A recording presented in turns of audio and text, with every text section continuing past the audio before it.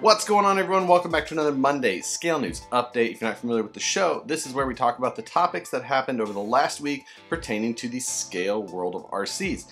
If you want to follow along, hit that subscribe button, hit the like button if you enjoy these videos as well, and let's get into this week's topics.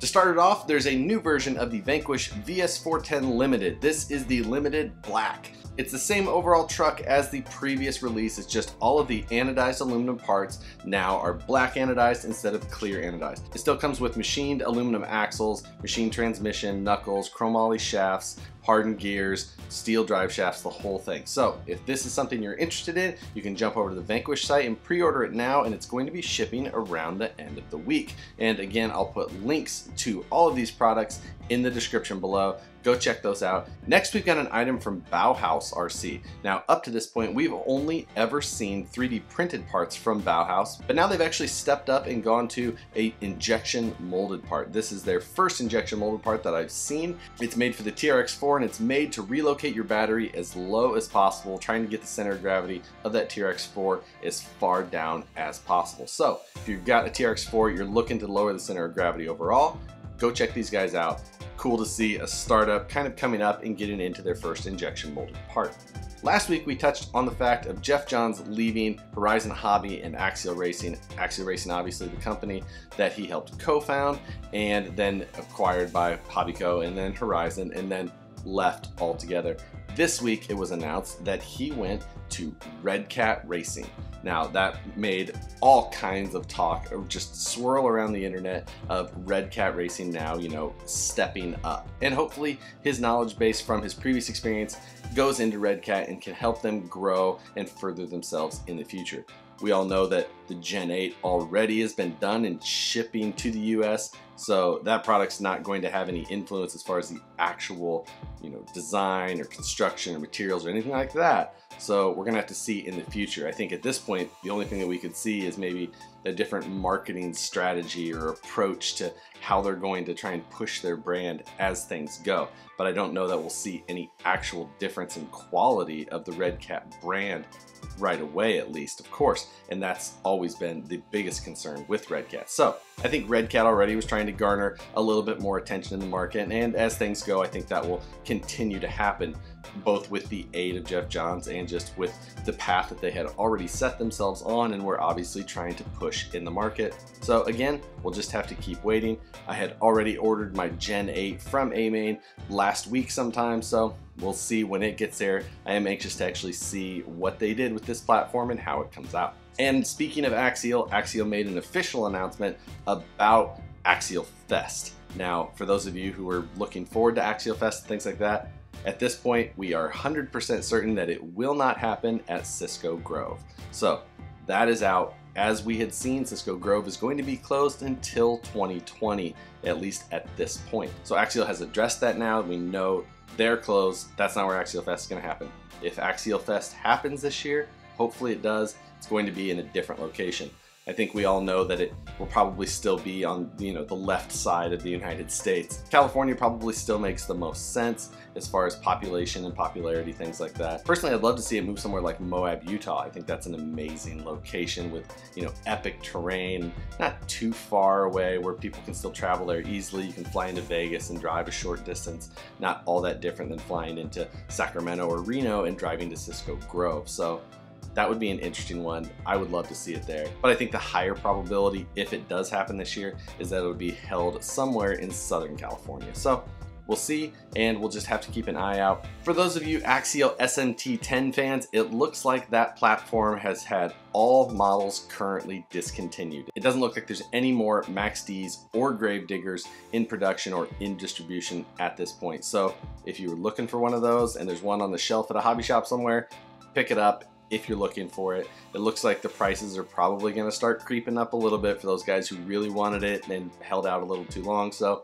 if there's one at a hobby shop you can get a deal on, you know, always something to look at. I'd expect at this time, if possibly their licensing deals already ran out, maybe we'll see Axial re-release the platform with a non-licensed body on it, some sort of generic monster truck body thing to try and save on the licensing, maybe keep the cost of the SMT down as low as possible if we see it return at all. Last week we talked about the new Spektrum DX5 Rugged coming out. It's got a rubberized bumper around it, you know, it's slightly waterproof or splash resistant, or however they're trying to, you know, give you a cautious optimism of being able to take it out in the elements. And then there was, you know, other features like it's got a compartment on the side that holds a 4-way wrench. Nice little touches, things like that. They also released a video for it. It sounds like they had the narrator from The Big Lebowski narrating the video. Completely different than any video they've ever done. They have this, you know, kind of twangy narration done. It's just...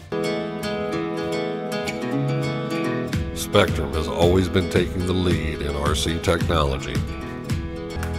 Now it's your time to take your RC into the natural elements. Introducing the DX5 Rugged, designed around an all-terrain lifestyle. The Rugged goes where you go. I don't know if that's where they think that style of rugged radio is, you know, directed or not, but it just seemed a little odd. Maybe I'm wrong and they've got that narration on other styles of video, but if not, it just seemed a little funny. Associated put out a bunch of pictures of the new FJ45. I know last week I called it a 65 and a bunch of people said, oh, I can't believe you didn't know the 65 was a 4-door and the 45 was a 2-door. Whatever. I love FJs, I just don't know all the numbers. Still, super cool new body version for that little CR12 that Associated has.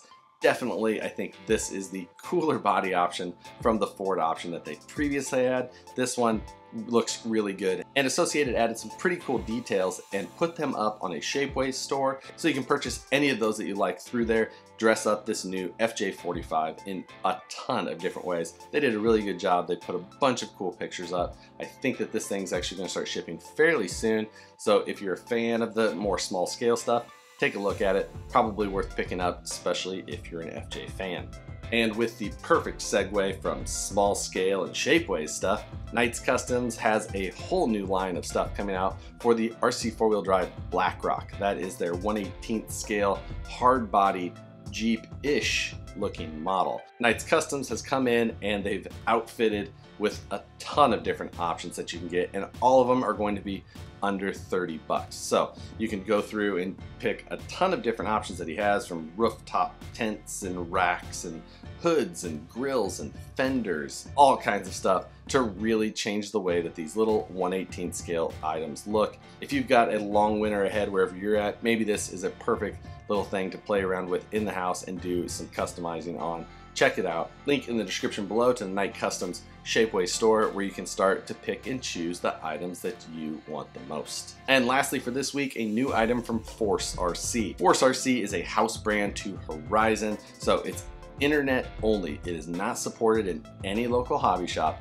You have to buy directly on Tower Hobbies or Horizon Hobbies website to get part support or the vehicles themselves. This one is an SUV style scale rig. However, if you don't look closely, you may miss this is actually a 2.2 scale rig. It's a 13.8 inch wheelbase on 5.5 inch tall 2.2 tires.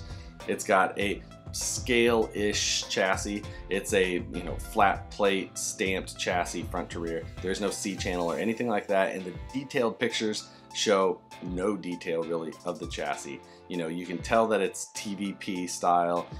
There's a couple of up-close pictures of certain areas, but you don't really get a good profile shot of anything like that. However, the price is under $200, which is sure to be, you know, something that makes people take a second look at this. Other than price, the only thing I see that has a draw to this is that it is larger scale. So if you like something more along the sides of a Wraith or Bomber, but you want that full body look, then this is one of the only options you have, other than something maybe like a Traction Hobbies or something along those lines. So once again, it's one of those vehicles that kind of plays around this area of the hobby that doesn't have a lot of other options, but does kind of have some attraction in some ways to some people. And that's gonna do it for this week. We're getting down to the end of the year. I've got some travel coming up with heading home for Christmas, things like that. So we'll see if I can get the scale news fit in with my travel schedule. It of course falls on the worst days for me to try and actually get it filmed and edited and uploaded. So we'll see what we can do, or I'll see if I can makeshift it or possibly